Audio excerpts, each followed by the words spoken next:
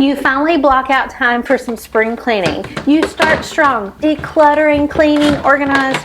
But by day 2, you're hiding in the laundry room with a snack, questioning your life choices. You got lipstick all over you. You got lipstick all over you.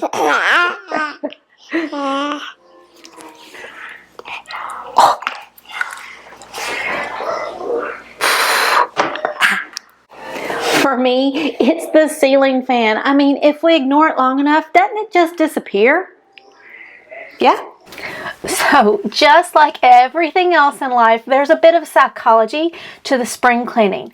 The biggest mistake that we probably all can be guilty of is trying to do too much at once. It's like trying to lose 20 pounds in a weekend. Our body and our homes are going to rebel. Decision fatigue is real. According to Psychology Today, our brain gets completely overwhelmed with too many choices. It's like starting in the kitchen and then you head into the pantry for something and then you end out in the garage and you're going through old Christmas stuff and 3 hours later, nothing is finished. Start with small visible wins, making the bed, dealing with clutter, or that one chair that's literally buried with all of those clothes. When you get that taken care of, it's an instant ego boost because you can visibly see the success that you've made. It tricks your brain into feeling productive and builds that momentum. So what is your instant gratification task? You know that I love making my bed, but did you know that I'm obsessed over the vacuum lines in the floor? Chef's kiss. Now that you've got some momentum and you see instant gratification, what's the next step? Well, for me, it's never start a fight without a plan. You've got to know where you're going or you're going to get lost along the way for sure. Do you ever go to the grocery store hungry and you leave with like 14 bags of snacks but no actual ingredients for dinner? That is what it's like when you go without a plan. But I do have popcorn. Common pitfalls are that you don't have a plan and you just jump in with some random difficult task and then you get fed up midway. Think about the last time you cleaned your oven. If that was the first thing on your to-do list, would you get anything else done after that? Probably not. But if you start with some of these easier tasks and build that momentum, it will lead you to success and you might actually get a lot of things done even if the oven waits for another day. Speaking of cleaning the oven, I hate it, you hate it. I don't know anybody that loves it, but I do have a quick and easy hack that makes it significantly easier. If you want to check it out, I'll link it below. My question is, having that cleaning task list, does that actually make the cleaning any easier? No, it doesn't. But having a 3-step prep plan does actually get you on board and give you a sense of peace about it. So the first thing is to focus on a certain area. You need to pick your focus area and start with one that's more manageable. So maybe think of the kitchen, the bathroom. It's one single place that you're going to pour all of your focus in and get that spring cleaning done before you move on to some of the other things like those closets and that spare room that you can't see the floor. Yeah. Okay, spray it way up here. You gotta push the button. Up there. What are you doing? Unky Roo! Good morning. Good morning! 2.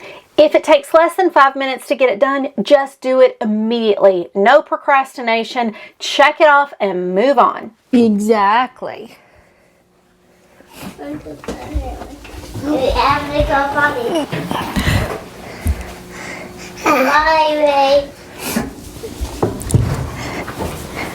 You are such a big helping boy.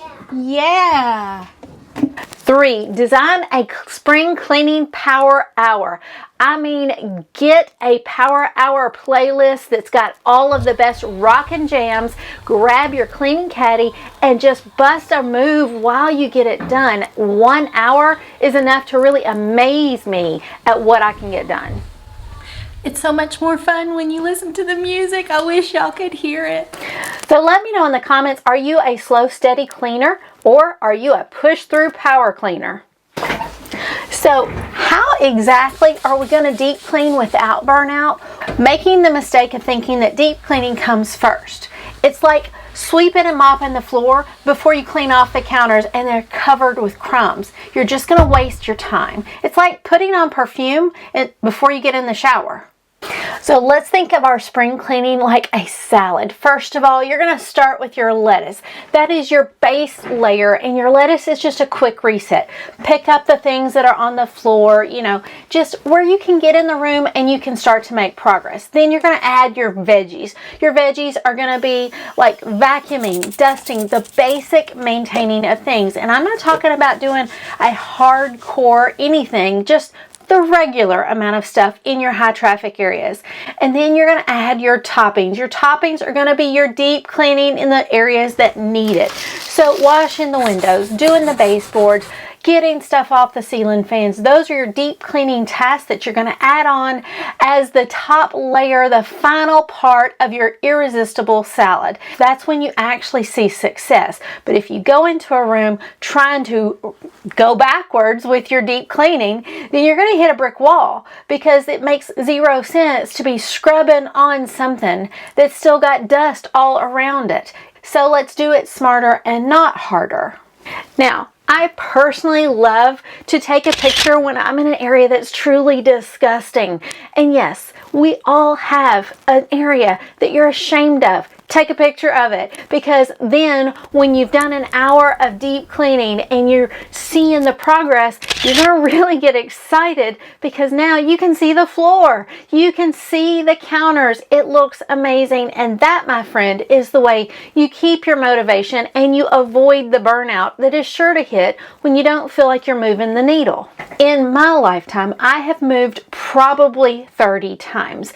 It is nothing for me to move every 2 to 5 years. And I hate that. I would always dream about being those people who had roots that never left and they've got all these things. But here's the thing that I've learned that that woman hasn't learned yet. Every time I moved, I was disgusted by what I found underneath the sofa, underneath my bed, behind the headboard of my bed, all of those cobwebs, all of the little papers that get thrown there, the lost socks that get lost up underneath there. When you move, you see it, you find it, and you start to see that you have to do things that you don't think about doing if you don't want it to build up. For example, my daughter, who never cleans her room, is now at the age where she's about to go away to college. And the fact of the matter is that as she pulls things out, she is seeing years worth of laziness, years worth of denial, years worth of dust and ladybugs and, little papers that just somehow get up underneath your bed. And it's not as easy to clean it now as it would have been if we had just tackled this a couple of times a year. And that's all I'm saying. You know that you don't have to live in a perfect house. That is not what I'm telling you.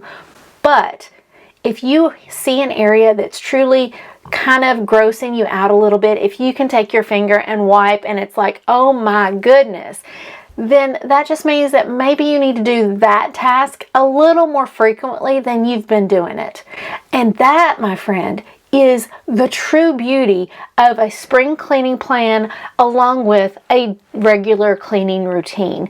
And as I've gotten better at it, I certainly didn't start really good. In fact, you remember that cleaning scale? I was way over in the disgusting category, girl. Okay, so if this were a sliding scale of cleanliness, and say you are currently right here, then our goal is to scooch you on up to maybe here.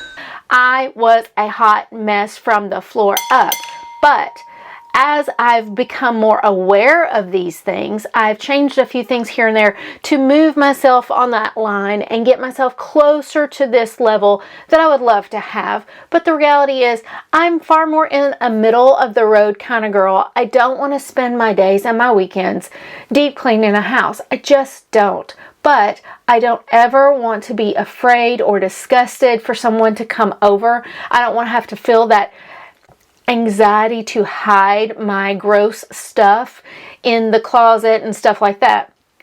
And that's motivated me over these years when I've had strangers help me move and I was embarrassed that I don't want to live that way. And so now I know that I need to clean underneath my bed. In fact, it's overdue right now. It's not been done in such a long time that I've got massive cobwebs behind the headboard.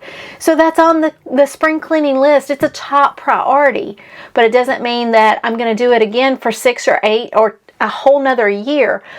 But it's still going to get done today because I'm aware of it today. And when it's done, I'm going to sleep better at night knowing that it's not building up. I've reset. I've started back at 0 cobwebs. I don't have any spiders. You know, it's an amazing feeling when you get done. And yes, we don't love it, but in order to be successful with spring cleaning, you cannot just randomly jump in and think that you're going to spend 1 hour deep cleaning and then it's going to be done forever. That's not the way it is. But if you approach spring cleaning by just having this concept of, I've got to do it in layers, I've got to do it in waves, it's not a one-time project. My spring cleaning lasts about a month. I do a little bit every week. It adds up, and by the end of March or the end of April, I'm finished. And if I don't get started until May, then it'll be more like a summer cleaning instead of a spring cleaning, and that's fine. It's when I've got the time to do these extra things that really, shake the cobwebs out. You know, we've been locked in the house with bad weather for a while. It's so wonderful to clean the windows, clean the screens, open things up, and get some fresh air in. And I feel better mentally and physically after it's finished because I love my house again. And during the darkest days of winter, you and I probably get hit with some cabin fever where we don't even like where we're at anymore. I was so tired of being stuck in my house, but now that I've done all this deep cleaning and I've opened the windows and I've got some fresh air, I'm happy about my house because it's my landing place. It's my haven from the chaos of the world again. And that is what I really want to convince you to do, is do these things with a slow, steady progress, with a few tools in your toolbox so that you know that you're going to have success when you get started, because we're not going to say it's a one and done thing. You're going to do what you can this week. You're going to knock a few things off your list, and the next week we're going to hit it again. And by the end of the next month or so, you're going to feel like, wow, I have made so much progress. And that is when you're going to just feel good about you. And that's what spring cleaning is all about, is making you love your space and love yourself. And that is my motivation for you right now. So yes, I am excited for spring cleaning season, and no, I'm not crazy and I'm not a cleaning wizard.